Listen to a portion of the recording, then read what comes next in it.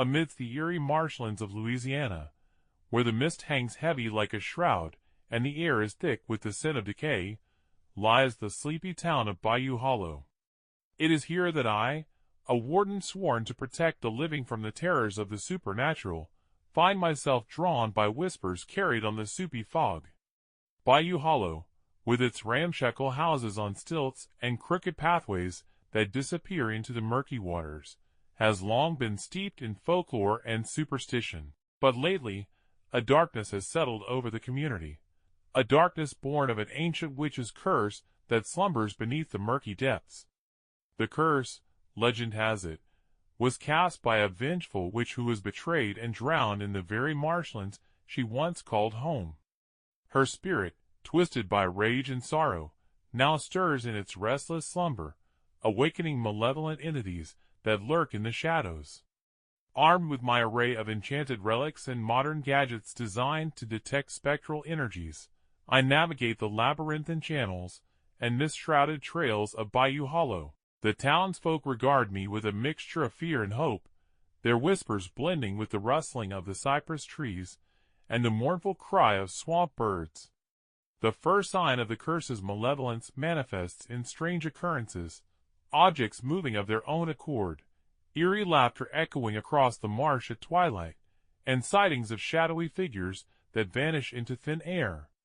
The community, once tightly knit, now trembles on the brink of chaos as fear grips their hearts like a vice. I seek counsel from the town's elders, who speak in hushed tones of the witch's curse and the sacrifices made to appease her vengeful spirit.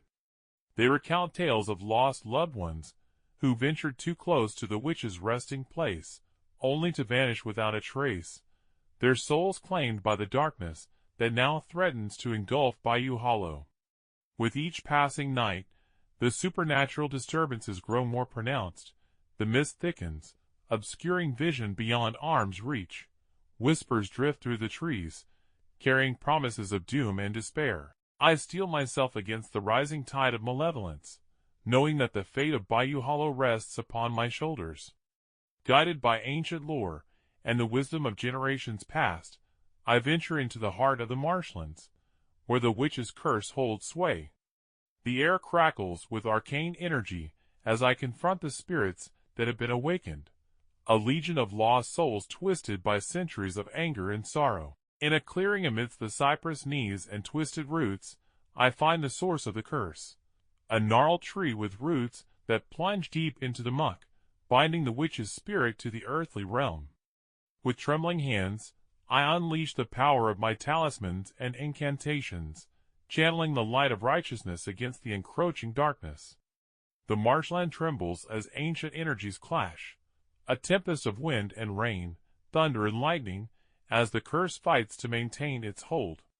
But I stand resolute, drawing upon the strength of my ancestors and the courage of my convictions. With a final surge of power, I shatter the witch's curse, dispersing the malevolent spirits like mist beneath the noonday sun. As the fog lifts and the marshlands fall silent once more, I return to Bayou Hollow, a town forever changed by the ordeal, yet cleansed of the darkness that once threatened to consume it. The townsfolk greet me with gratitude and relief, their faces bathed in the warm glow of a new dawn. And as I depart from Bayou Hollow, leaving behind the whispers in the mist and the echoes of a witch's curse, I carry with me the knowledge that even in the darkest of places, light can prevail, and that the bonds of community and courage can withstand the test of time.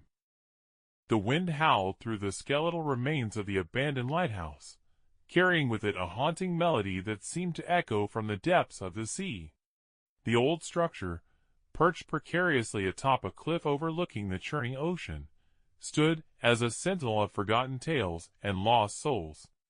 I, a warden bound by duty and haunted by the echoes of my own past encounters with the supernatural, had been drawn to this forsaken place by whispers carried on the salty breeze. The seaside town of Marrow's End had once thrived with the bounty of the sea and the laughter of children playing on its rocky shores.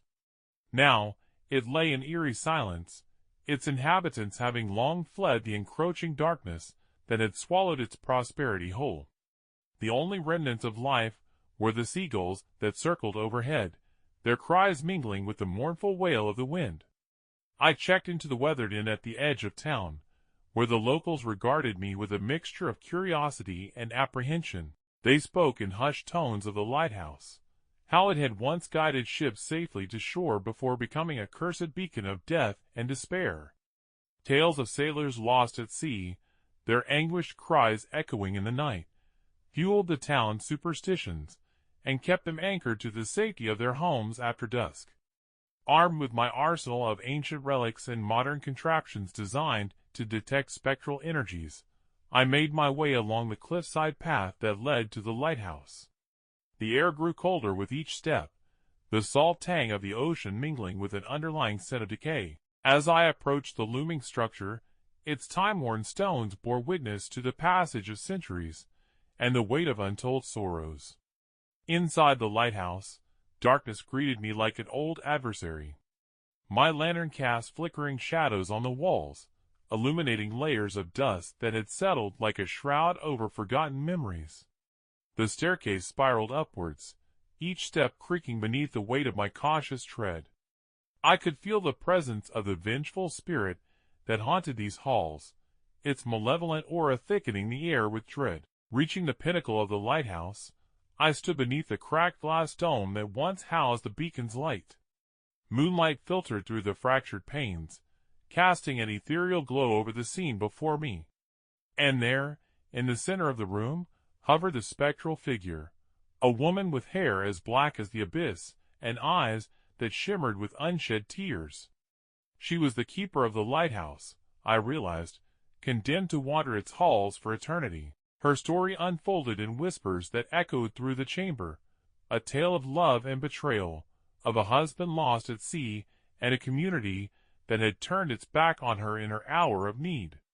In her grief and rage, she had become a vengeful spirit, luring unsuspecting sailors to their doom with false promises of salvation. As she recounted her tragic tale, the walls of the lighthouse seemed to come alive with spectral visions. I saw glimpses of the town's prosperous past, of families torn apart by greed and suspicion, and at the heart of it all was the betrayal that had shattered her world, a betrayal that had driven her to make a pact with dark forces that now held her in thrall. Summoning all my courage and the power of the relics at my disposal, I spoke words of empathy and understanding. I offered her a chance at peace, a release from the torment that bound her to this earthly realm. Slowly, reluctantly, she began to waver, her form flickering like a candle in the wind. With a final surge of resolve, I unleashed the full force of the ancient talisman, a beacon of light and hope in the darkness. The spirit shrieked in agony, its ethereal form dissipating like mist before a rising sun.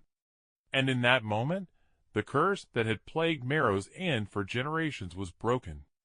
As dawn broke over the horizon, casting golden ribbons across the roiling sea, I stood once more at the edge of the cliff. The lighthouse stood silent and empty behind me, its haunted halls now at peace. Below, the town of Marrow's End began to stir, its inhabitants emerging from their homes with newfound hope and a sense of renewal. I knew my work here was done, at least for now. As I turned to leave, the wind carried a whisper, a word of thanks, perhaps, or a farewell from a soul finally set free. I nodded in acknowledgement, a silent promise to continue my journey, to confront the shadows wherever they may lurk, and to bring light to those haunted by the darkness. And so, with the echoes of the sea at my back and the promise of a new day ahead, I departed from Marrow's End, a warden forever bound to the eternal struggle against the veils of shadows that threatened to engulf us all. Deep within the rugged folds of the Appalachian Mountains, nestled among ancient pines and winding rivers, lies a forgotten mining town known as Hollow Creek. Once a thriving hub of industry, its prosperity was eclipsed by tragedy and the relentless grip of the supernatural. Now, the whispers of the past echo through its abandoned streets and crumbling mine shafts, drawing me, a warden bound by duty and haunted by the mysteries of the unseen. The journey to Hollow Creek is treacherous, winding through dense forests and trepidatious ravines that seem to conceal more than just the secrets of nature.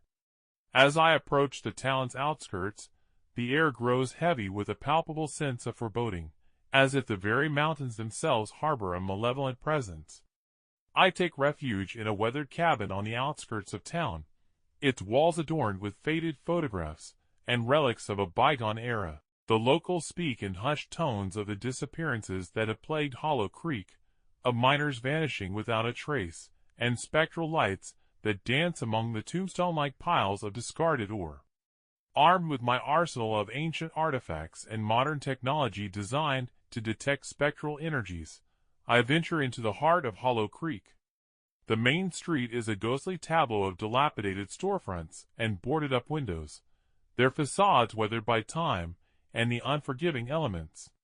Shadows flit at the edge of my vision, whispering secrets that only the dead can hear. I make my way to the abandoned mine, its yawning entrance a gaping maw that seems to swallow the weak sunlight. The air is thick with the acrid scent of rusted metal and the faint tang of coal dust. As I descend into the labyrinthine tunnels, the echoes of my footsteps mingle with distant murmurs, a chorus of voices trapped in eternal torment. In the depths of the mine, I encounter the first signs of the supernatural, a chilling cold that seeps into my bones, despite the oppressive heat of the earth. Shadows dance on the walls, twisting and writhing like specters hungry for release. And there, amidst the darkness, I glimpse fleeting apparitions, miners with hollow eyes and gaunt faces, forever trapped in a spectral dance of labor and despair.